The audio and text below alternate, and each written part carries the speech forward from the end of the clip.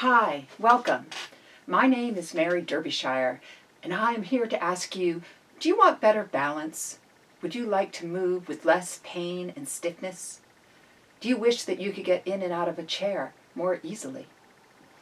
A lot of my clients talk to me about wanting to turn back the clock to a time when they could move with better balance, agility, and confidence.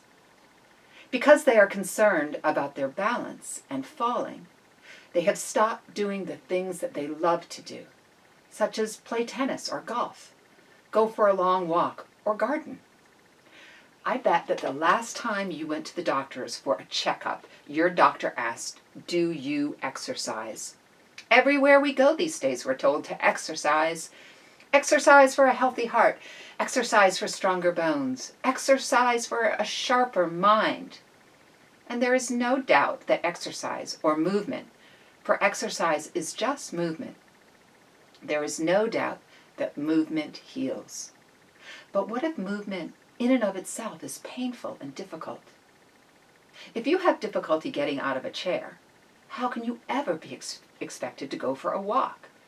If your knees hurt or your back aches and your neck is stiff, how can you ever be expected to move more when everything about you is telling you to move less?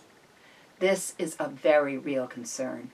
In my extended experience working with seniors, I see them trapped in this reality. The more they hurt, the less they move, and the less they move, the more they hurt. And then they think that this aging thing really, really stinks. They are caught in this inevitable downward spiral. They start to believe in one of the greatest lies of all times, which is this: getting old means you are doomed to an existence of pain and stiffness. Getting old means that your body will fail you. Your balance will become compromised, and that aging just means decline.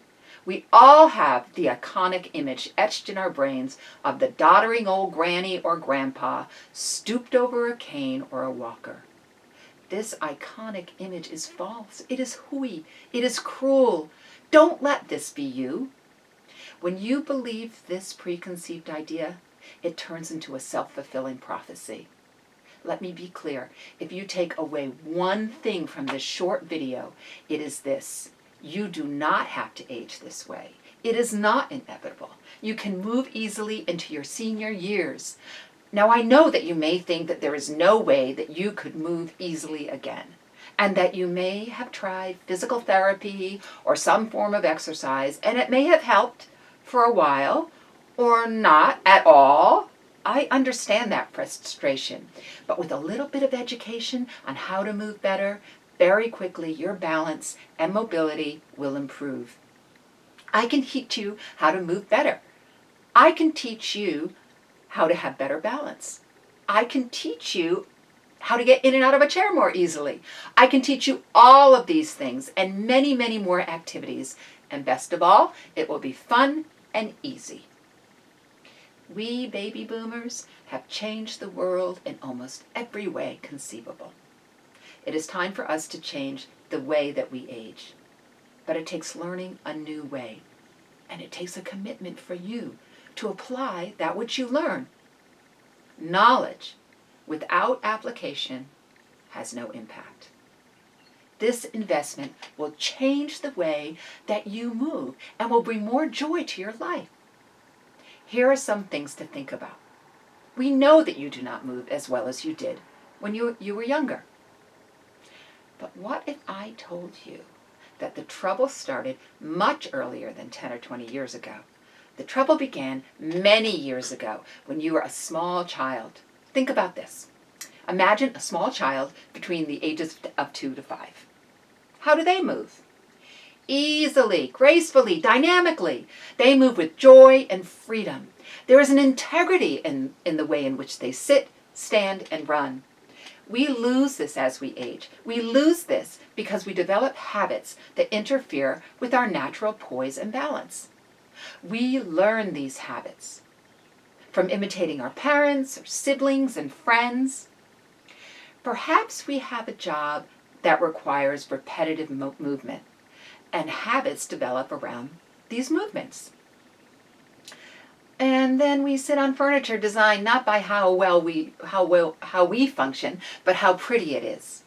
Just take a moment right now and observe how you are sitting or standing while you're watching this video.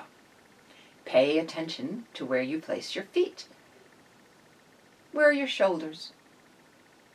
Where is your neck? Where is your head? Are you slouching? Are you leaning? Are you clenching your jaw or tightening your shoulders?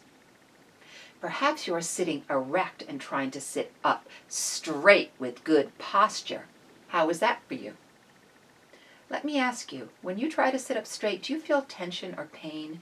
Do you think that if only you had stronger abdominal muscles, you could sit up straighter and thus with better posture? Hey, if you cannot even sit or stand comfortably, how could you ever walk or exercise comfortably? I am here as an alternative voice to tell you that there is a way to turn back the clock. There is a skill that you can learn that will help you identify harmful habits that are getting in the way of your functioning better. I can teach you how to move with greater balance, mobility, and ease. I can teach you this skill, and it is fun and really, really quite easy. For the past 30 years, I have taught exercise and movement. And for the past 20 years, I have taught the Alexander Technique, a mindfulness practice that teaches you how to move and how to think and react with less muscular tension. My niche is teaching seniors, and I am passionate about teaching you how to move with greater balance, mobility, and ease. Join me in my next video when I will teach you the 3 steps to better sitting. Be sure to download my PDF on tips to turn back the clock. I hope to see you soon, and thank you for joining me. Goodbye.